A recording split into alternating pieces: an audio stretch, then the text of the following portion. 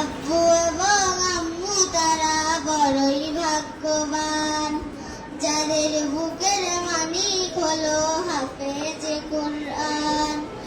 আব্বু এবং আম্মু তারা বড়ই ভাগ্যবান, যাদের বুকের মানিক হলো হাফেজে কুরআন। কিয়ামতের মাঠে যখন থাকবে সবাই ভীত, হাফেজের বাবা মা তখন হবে সম্মানিত।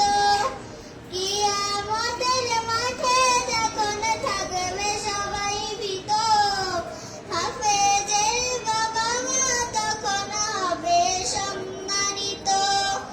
রবের কাছে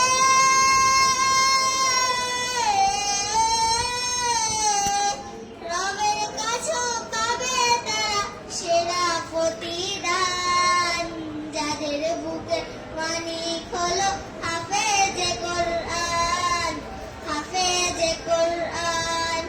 কত শত দিন কেটে যায় রাত্রিও গণিত, বাবা মায়ের কষ্ট সে তো নয় তামুলের মতো। কত শত দিন কেটে যায় রাত্রিও গণিত, বাবা মায়ের কষ্ট সে তো নয় তামুলের মতো।